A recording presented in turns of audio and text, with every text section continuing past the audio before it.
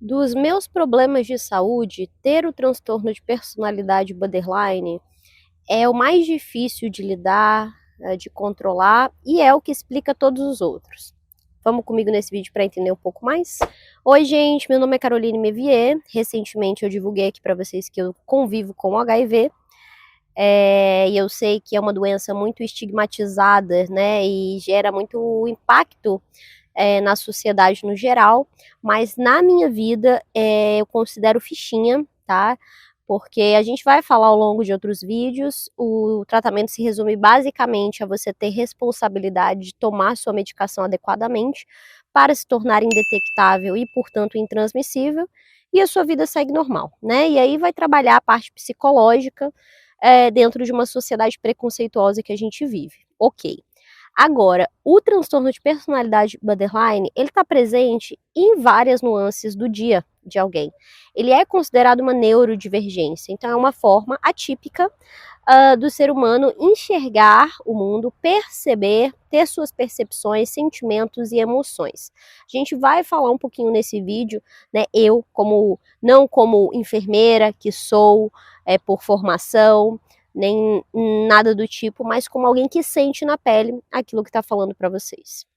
No outro canal do YouTube, ele era no início, eu falava de várias coisas, agora ele ficou só para falar da imigração em Portugal, mas se você vai no outro canal e rola lá, e embaixo eu falava bastante de saúde mental e da minha descoberta do diagnóstico.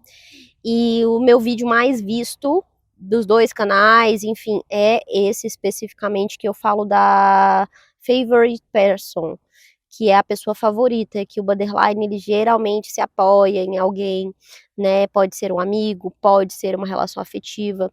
E por mais que pareça romântico o nome pessoa favorita, mas é um peso, né, para essa pessoa, porque o borderline deposita as fichas praticamente completamente do tipo me faça feliz nessa pessoa.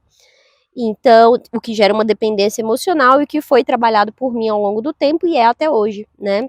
É claro que desde o diagnóstico, eu não peguei o meu diagnóstico para, eu sou assim, eu sou border, tá explicado. Nada disso. Eu acho que o diagnóstico de qualquer pessoa serve para que ela transforme a sua vida. Saber que tem algo é o primeiro ponto para você poder modificar. Primeiro você tem que assumir isso. Se você ainda não assistiu o meu vídeo, Consciência Autocurativa, baseada num livro que eu li de uma psicóloga, onde ela fala sobre esses 7 passos para se curar, né, e realmente se curar entre aspas e fora das aspas também, porque fala de física quântica, da força do pensamento, de como o pensamento muda os nossos comportamentos, nosso cérebro ele tem algo chamado neuroplasticidade, que é essa capacidade de se modificar nos seus comportamentos, por mais difícil que sejam.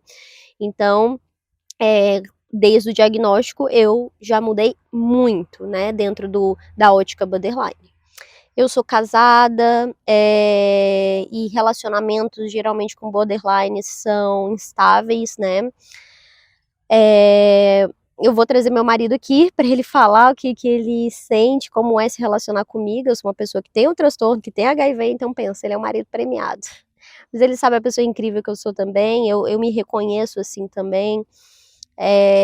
E eu acho que esses pequenos, grandes probleminhas vêm para que a gente tenha ainda uma maior chance de superação. Então, realmente, a gente se torna ainda mais brilhante, ainda mais potente, né? Porque é mérito nosso todo esse esforço, né? De ter a vida que eu tenho e lutar e correr atrás, não desistir. Tem muita gente aí sem diagnóstico nenhum que não faz e não vive a metade do que eu já fiz e já vivi. Eu fui diagnosticada com um transtorno de personalidade borderline em 2023, se eu não me engano, acho que foi isso mesmo. Foi o ano que meu marido veio para a Europa, hoje nós dois moramos aqui em Portugal, mas ele veio na frente, veio sozinho, e quem já leu entende um pouco do transtorno borderline, dos pilares principais é o medo do abandono. E aquilo reverberou dentro de mim como um certo abandono, aí vem muitas inseguranças que naturalmente, pessoas ditas normais, a gente já era casado, vai ter muita insegurança, vai abalar as estruturas interiores do relacionamento. Agora imagina vivenciar isso com a intensidade border. Eu criei um grupo de apoio, né? Eu sempre crio grupos no Whats, então grupo para pessoas que tenham transtorno ou para familiares, tá aberto. Tá começando agora. Lá também a gente vai poder estar divulgando vídeos sobre o tema lançados aqui no canal, então participe. Assim como o livro, né, que eu estou projetando já, que se chama Bordestê, o border que é em mim saúda o border que é em você, onde eu vou trazer informações científicas sobre os estudos, o meu ponto de vista como paciente neurodivergente que tem o transtorno de personalidade, borderline, questões da minha espiritualidade, das minhas práticas para controlar melhor e tomar mais consciência desse problema. Então vai ficando junto para que você possa também receber dessas informações, presentear as pessoas que você ama, né, que precisam aí desse apoio, dessas palavras. Então, assim, parece fácil falar, né? O border ele ainda não é muito bem compreendido na sociedade. No Brasil, os estudos são limitados. Tem outros estudos em outros lugares do mundo falando um pouco melhor sobre esse transtorno. Tem filmes, depois eu posso indicar aqui para vocês filmes. Os familiares que lidam com pessoas com esse transtorno, principalmente em graus mais agudos, mais inconscientes, mais impulsivos e reativos, também precisam fazer terapia, porque não é fácil lidar com todas essas oscilações, né? E é isso, hoje eu consigo sentir sem agir, né, com tanta intensidade ou frequência como antes. Eu uso da escrita terapêutica, eu escrevo quando eu tô muito brava, eu tento usar uma comunicação não violenta. Eu já estudava isso antes, porque eu sou mãe, e depois eu me responsabilizo ainda mais, né? Eu gosto de acordos nas minhas relações, então para se relacionar comigo tem que ser alguém que respeite as minhas limitações, aquilo que me traz gatilho, eu quero bem longe de mim. Então, tem muitas pessoas que eu amo, que eu me afastei por não respeitarem isso e por trazerem de mim, fazerem aflorar uma versão pior, mais estressada, brava, angustiada de mim, que eu não quero ser, né? Porém, não tem cura. Inevitavelmente, se você observar bem, você vai ver que até de vídeos, a cada vídeo meu, eu tô diferente, muitas vezes a característica física, porque eu me visto, eu me expresso no mundo muito de acordo com o meu humor, com a minha dor também sentida em cada momento.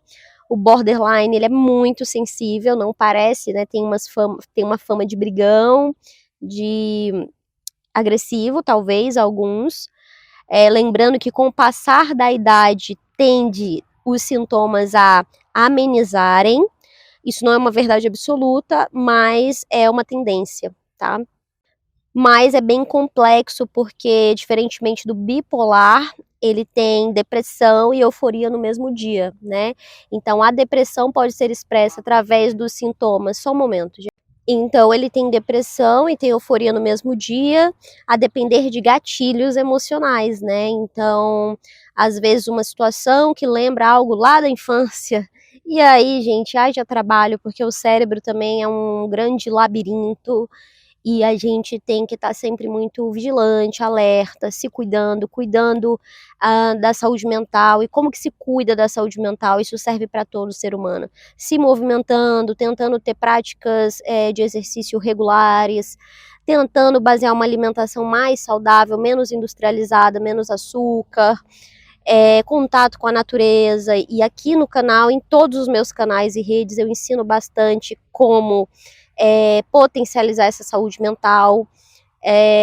A gente que é neurodivergente tem que ralar o dobro, né? Tem que ter consciência que a nossa responsabilidade sobre nossa própria felicidade é um pouco mais árdua, mas não deixa de ser a nossa responsabilidade, né? Para que a gente não sabote a nossa jornada, as nossas relações. Tem algumas mães, familiares que me perguntam como lidar com border. Eu vou trazer vídeo especificamente aqui para vocês, tá? Então, assim, se você tiver alguma sugestão, deixa aqui o comentário, deixa o like, se inscreve no canal. Tem playlists separadas, porque aqui é um canal de autoconhecimento, de desenvolvimento, então eu abordo muitos conteúdos, né, muito amplos. E é isso, vai ficando aqui comigo. Não vamos romantizar, né, questões psíquicas, a neurodivergência. É um pouco difícil, assim, você tá num mundo onde a maioria percebe de uma forma, mas você percebe de outra. Eu vou trazer um pouco sobre esse medo do abandono, sobre essa dor do vazio, de onde vem esse vazio, né? A maioria das explicações para o borderline vem da infância, apesar de ter também pilares genéticos envolvidos, então provavelmente alguém na sua família tem, a mãe, o pai, a avó, isso já vem de longe, né? Da minha família eu consegui mapear mais ou menos e eu vou mostrando para vocês aqui conforme, né, eu for tendo tempo de trazer mais vídeos, tá bom? Apoie o canal, ajuda a engajar, compartilhar, porque são assuntos bem importantes que é pra gente trazer luz, né, a essas questões tão delicadas e ao mesmo tempo complexas. É isso, gente.